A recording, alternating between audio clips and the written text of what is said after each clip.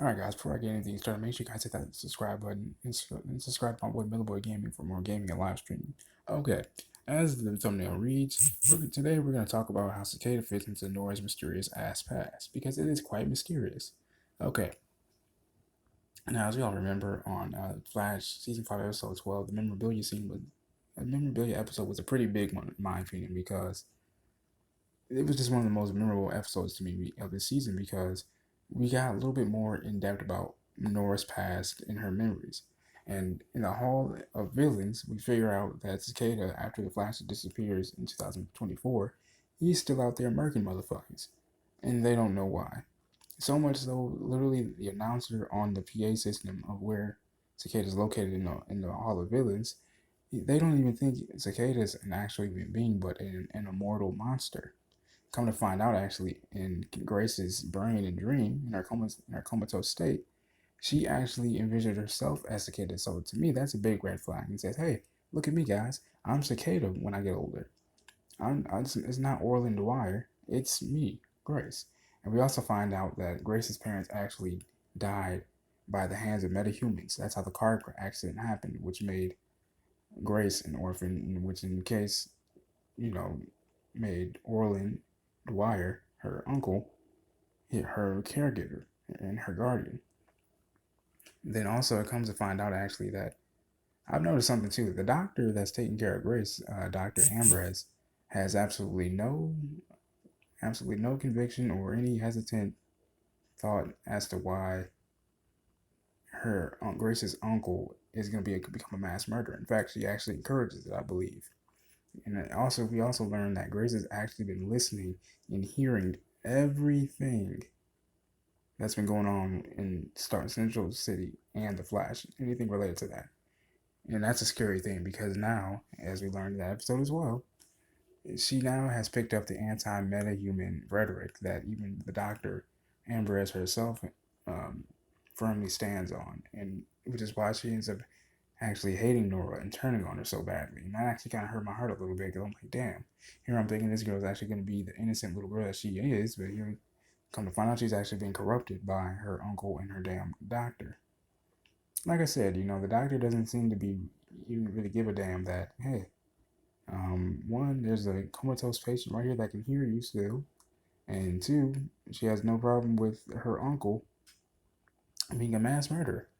But back to the question at hand, if Grace actually becomes Cicada and keeps racks up 150 kills, that must mean that she took on the mantle of Cicada after she was defeated. Now, mind you, there's been 5 seasons of The Flash, which means there's been 5 villains, and only 3 of those villains have been actually defeated.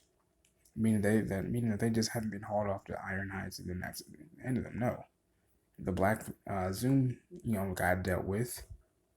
The Thinker died in the last part of season 4.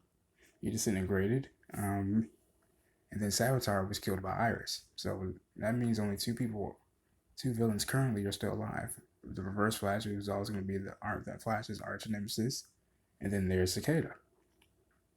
And then also, I also was sure to put the link to my Red Death Theory video in the description box for you guys to check that out as well, because it kind of explains, what I'm about to say next.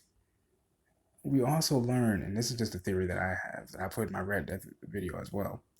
I believe that Grace also has telepathic abilities given by the dark matter. Because if you guys all remember in the flashback, they were at a carnival, they were having a great time with each other. All of a sudden, debris from the satellite starts to fall down from the damn sky, drenched in dark matter. And come to find out, actually, there's a scar with dark matter that on Grace's forehead. And with that being said, I believe a shard is actually in her brain as well, as Caitlin pointed out. And I feel like that dagger is telepathically linked to Grace's psyche, which is infused with her thoughts, which in turn is actually amplifying Orland's hatred and his own thoughts. Pretty much what I'm saying is Grace is pretty much persuading Orland from her comatose state. I know it sounds crazy, but just hold on for me for a second. Here's also a question I have as well. If Nora is in cahoots with Eobard Thawne, which she actually is, then why does he need Cicada's dagger? Not only just that, but then also we learned, that pretty much Nora comes into this whole thing, Team Flash, with a big chip on her shoulder, hating Iris, because Iris puts a power dampening chip in Nora, so then that way to protect her. Now, Nora never actually understood why, but now I believe a lot of us know why now, because Cicada was still on the run after Barry. Now, mind you, Cicada was still racking up kills. It turns out that Cicada began racking up more kills way after Barry actually left. Not even a year, but only like a few months after Barry left and disappeared, 2024. And so I think that's another reason why Iris actually dampened Nora's powers, because she didn't want Cicada. Iris did not want Cicada to kill Nora. She didn't want Nora to become a potential threat. Now, mind you, not only just that, but Nora is an inexperienced speedster. She has powers, but she doesn't know how to really use them. So that's a good call on Iris's part. Sorry, guys, before I head out here for real this time, I do want to say this. Present Team Flash's actions, the Team Flash presently, their actions are extremely crucial if what I said previously is true. Because that would mean that they'd actually have to not only stop Orlin Dwyer from killing metahumans, but also Grace from killing metahumans too in the future, as according to Grace, she becomes Cicada in the future, just as the exhibit of the Hall of Villains explains. They think Cicada's fucking immortal. It's not even a human being, racking up 150 kills. I mean, like I said before, there's been 5 villains of the Flash series this so far, and at least the most prominent ones that have, you know what I mean. I mean, you have Eobard Thawne, who's the arch nemesis of the Flash, so he'll never go away. But only 3 of them have actually been defeated. Actually, that's Savitar, Zoom, and now the Thinker. So Cicada has to be the next one and final one to fall in line. It has to be a domino effect. Otherwise, I mean, they gotta take out both of them. They gotta take out Orlin somehow, and they have to take out the Grace somehow. Because honestly, but I believe that Grace is truly the head honcho of the two. Like I said before, Grace is telepathic. She may have telepathic abilities, or of some persuasion powers as well.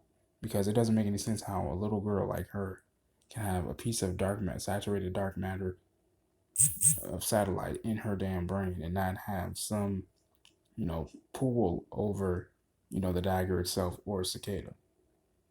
Because, I mean, only from the looks of it only looks like the one thing that can hurt Cicada are Killer Frost and the dagger itself. Pretty much, it's almost like Syndro's little robots, if you will. The only thing that can harm it is itself. So with this being said, I believe that I hope Team Flash actually figures out that, oh shit, what about Grace? You gotta take her out too. You know what I mean? Or somehow subdue her, somehow get her to change her rhetoric, change her mind, change her psyche somehow.